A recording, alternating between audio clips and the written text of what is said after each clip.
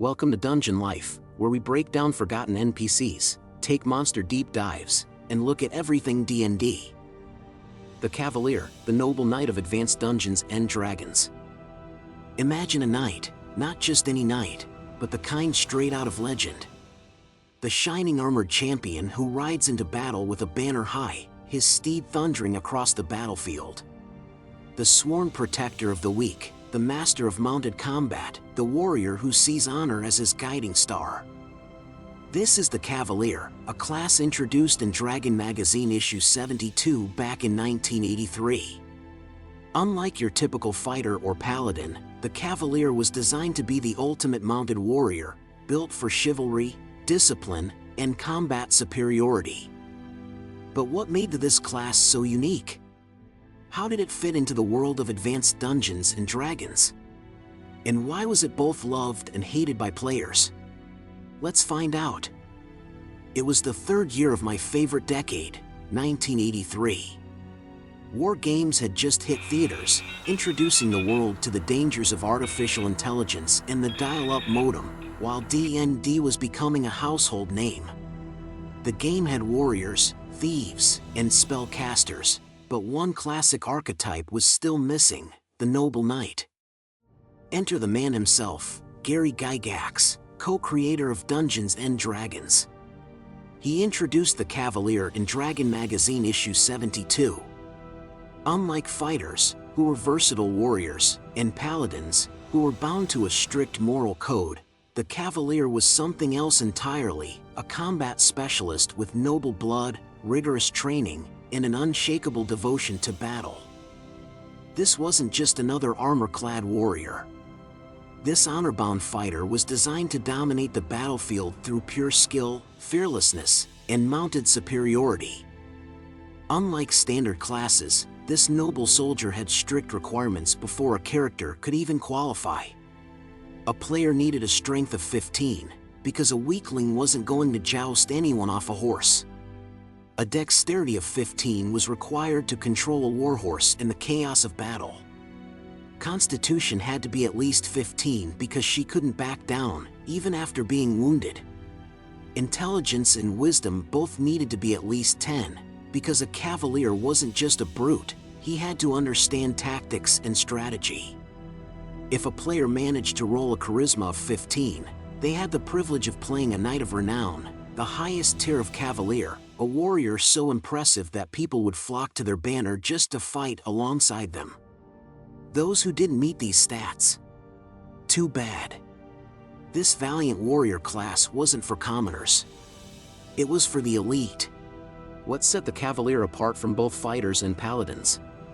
Two things: absolute fearlessness and mounted combat dominance.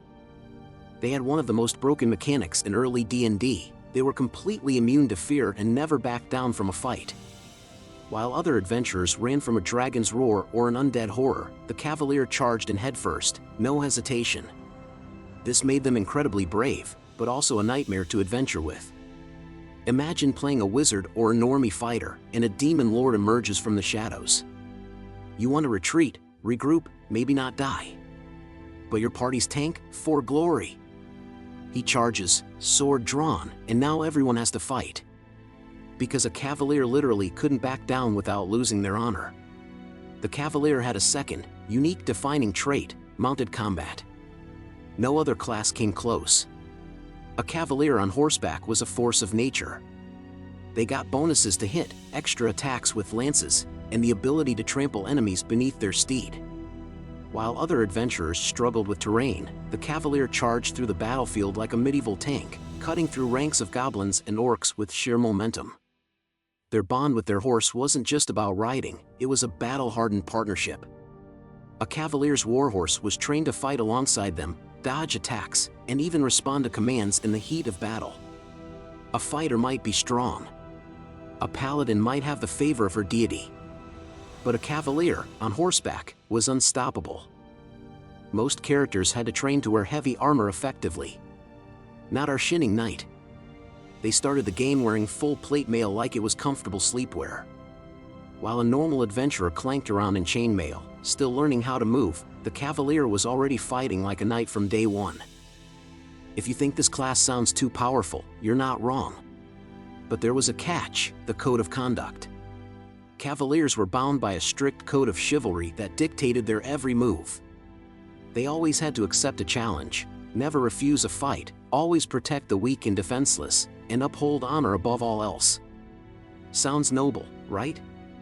Sure, until you realize what this meant in a real D&D game. Imagine sneaking into a villain's castle. The party has a perfect plan: sneak through the back, take out the guards quietly, avoid direct confrontation. And then the Cavalier says, "Nay, I shall enter through the front gate and demand single combat." Now the alarm is raised, and everyone is fighting for their lives. Cavaliers were walking disasters when it came to subtlety. They couldn't lie, couldn't break oaths, and couldn't retreat from a fight, meaning that playing one required a strong personality and a very patient party. Like many early Advanced Dungeons and Dragons classes, the Cavalier didn't survive unchanged into later editions. In 2nd edition, elements of the Cavalier were folded into the Paladin class.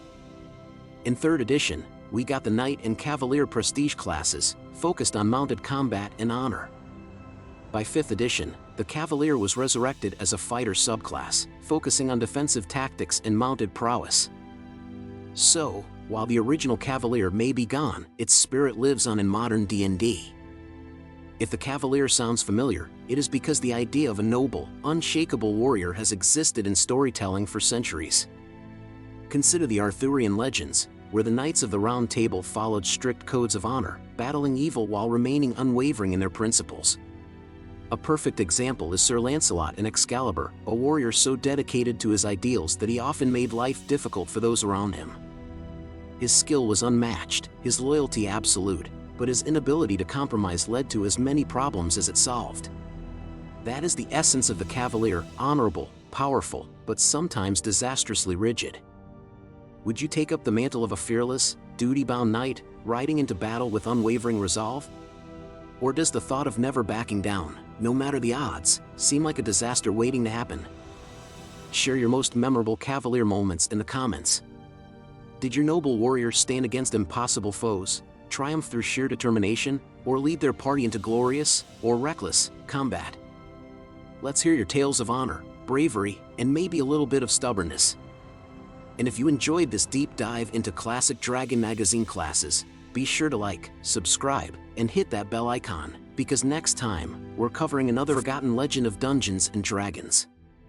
Until then, stay noble, stay fearless, and charge forth with honor.